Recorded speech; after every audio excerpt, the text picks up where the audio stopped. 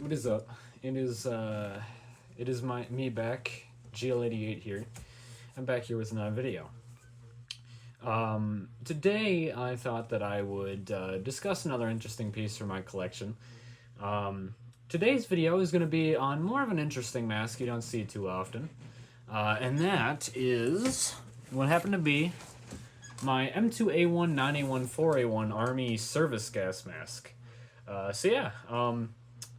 I guess kind of just get into it here. Now, I'm not hugely versed into the history of the and really much of the World War II masks.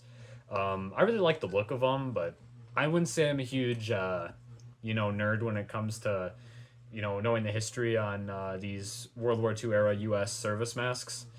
But yeah, I'll tell you what I do know anyways. So I guess we'll kind of just get into it here. So for what I can tell you about the history of the M2 service mask, the M2 service mask was introduced, I believe, in 1939, if I recall correctly. And essentially, is what it was a budget, low-cost replacement for the M1 series service masks. Pretty much is what they did was they took the design principle of the M1 service mask with the long, I think 27-inch long hose and the canister, and using pretty much the same platform as it, but they wanted to redesign the facepiece to be cheaper to produce and I guess kind of also modernize it because it was kind of old as shit. The M1 service mask is originally from like the early 20s, so they decided to update it. And essentially, is what they did was they came out with a fully injection molded face piece made out of a single thing of rubber. So it didn't need to be. It wasn't just like a rubber coated fabric that they sewed together at the chin. It was actually like a fully molded, injection molded face piece. And they took that and they paired it with the same hose except without the stocking net coating, and they pretty much created the M2 service mask. So the M2 service mask was, it pretty much simplified production, made things a lot cheaper to make, and also modernized it at the same time. And as far as I'm aware, I don't necessarily know if the M2 service mask was originally intended to fully replace the M1 service mask. It probably was, but from what I've read and what I remember, because my mind's a bit hazy on this. I haven't really looked into this in a while.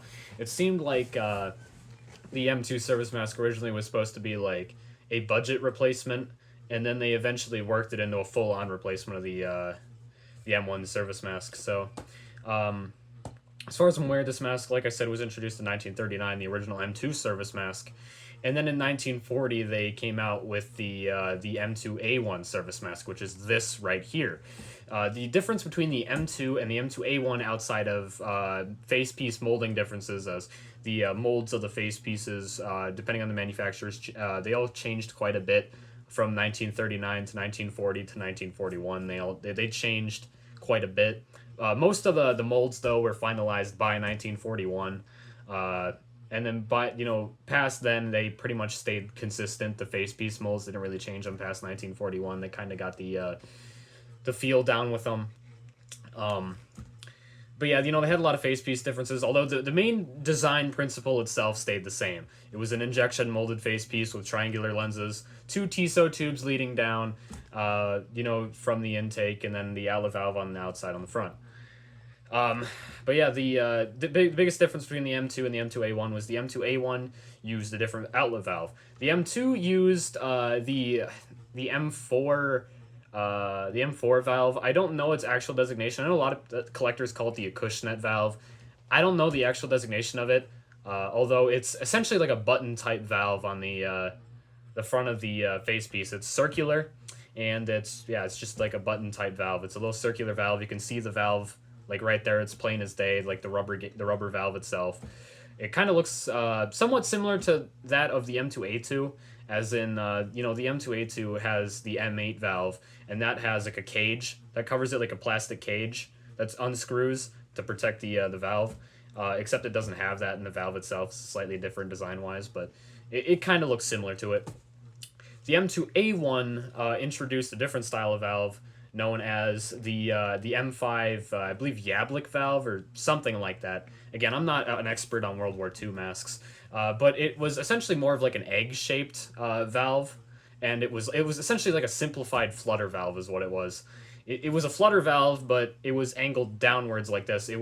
The outlet air would go through and then angled down out through it, and then it had like a shroud around the back of it to keep it formed to the face correctly, or or well, it kept the actual like valve itself from being deformed or pinched or anything. It just had like a little like seat that it would sit on, and it protected it. And again, I'll get into all that once I get this, once I open this up and show you guys. But then that was replaced in late 1941 with the M2A2 service mask, which is the most common variant. And the M2A2 service mask, again, has this style of valve, the M8 valve. As you can see, it's a circular button style valve. It's actually more of like a traditional outlet valve, as you can see. It's just a valve that sits on a seat. And then you can see the interior of the valve here. This just goes inside the mask, so you can imagine this is the outside and this is the inside. And then it just has the valve, and then you have this cage that screws on and protects the valve, as you can see. And as far as I'm aware, that was designed like that to help protect the valve. As far as I'm aware, the M5 valve was kind of known for possibly being able to be punctured, because it's fully exposed. So they ended up redesigning that and simplifying it into this, which makes a lot more sense. And like I said, they did this around late 1941, as far as I'm aware. But yeah, that's about it for the history. These were issued all the way through World War II. They towards the end of the war, they were getting phased out with the lightweight service masks in general issue, but these still saw a lot of issue back on the home front, here in the United States. They didn't see much. They saw like issue initially overseas, but not very long. These were kind of mostly replaced by the lightweight service masks overseas, as far as I'm aware, by like 44 or 45. So, yeah. So that's, I think, about it for all I know for the history, so kind of just get into it now, I guess. So here we got the carrier. This is the M4A1 carrier. I believe this is an M4A1 anyways. Let me check. Yeah, this is an M4A1 carrier. The M4A1 carrier, there was a few different carriers that the service masks use. This is the most common one, the M4A1. They have the M4, which you saw sometimes as well, and then very rarely you'd also see some of the older carriers like the M3A1 and the M3. It was very uncommon though. You usually really only see the M4s and the M4A1s. This one here being the M4A1. I'm not going to get real in-depth into the differences of the M4 and the M4A1 because I'm not too well versed in the differences of these kidney carriers. There's plenty of other collectors that could tell you, in depth the differences between these. But this one here is the one that I have here. This one is an interesting M4A1 carrier as it's an earlier production M4A1 and it's kind of weird. First of all, you may know that looking at pictures, most M4A1 carriers will have fabric reinforcement strips going around where the canister sits. This one does not have it. I want to say that some of the earlier carriers like this one, some of the earlier M4A1s didn't have it. I can't tell you for sure though. This one doesn't have it though, as you can see. Don't have the strips there. It's just fabric. Although, as far as I'm aware, the fabric itself is thicker than the M4s. So yeah. And then you can see the stamps on the front are very crisp. This is a very, very nice condition carrier. You can see US, the Chemical Corps logo, universal size, Army service gas mask right there.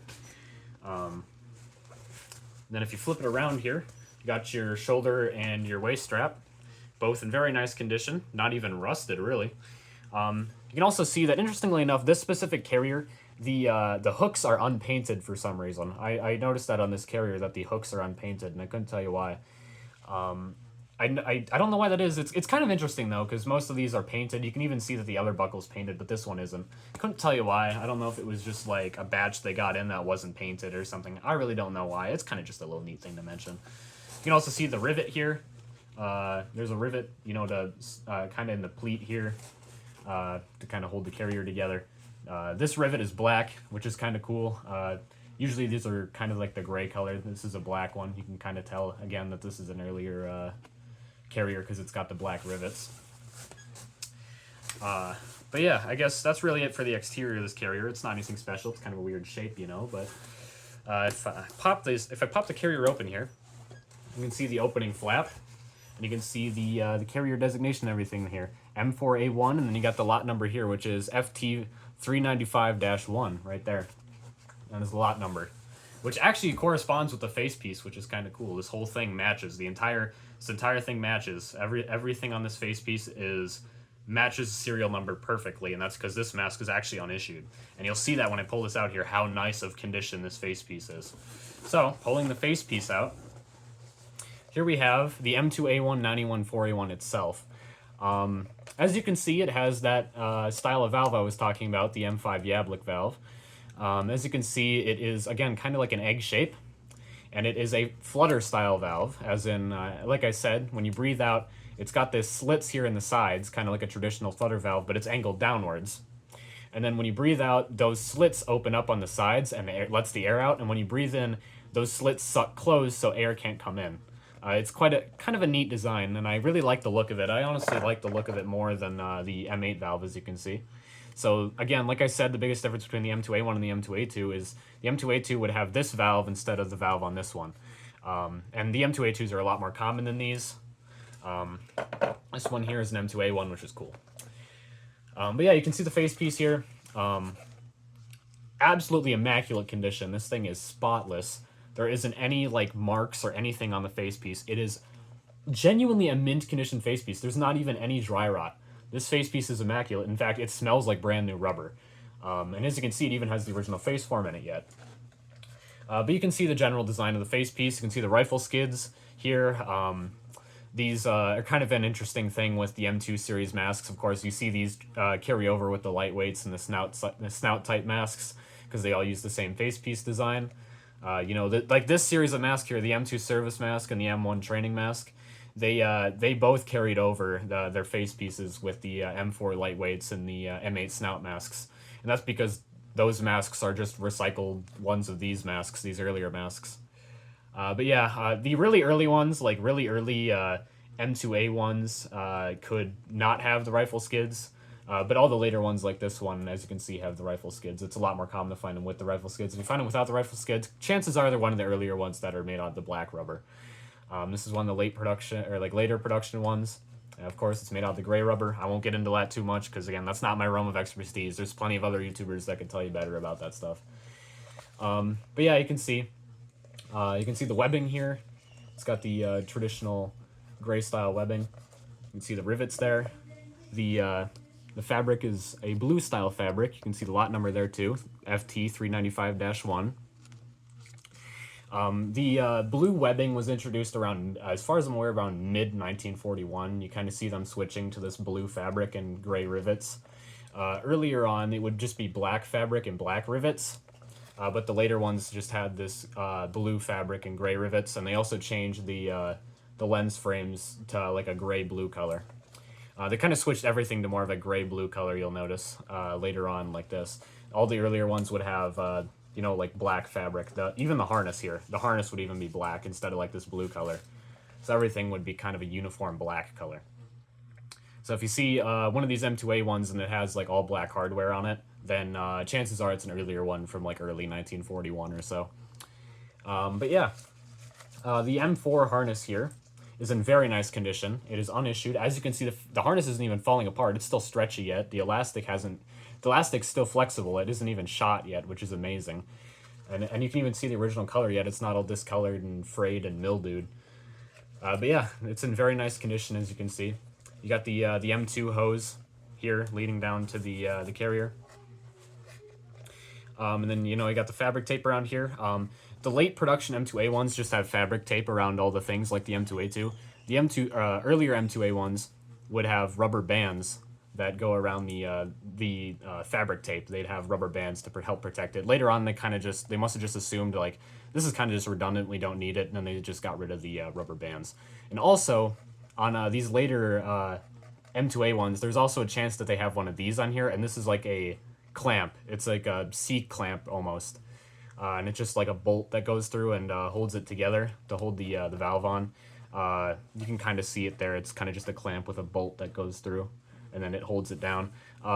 Earlier ones would have rubber bands, just like right here. And then I've also seen late ones just use fabric tape. This one is one of the ones that has the bolt, which is kind of cool.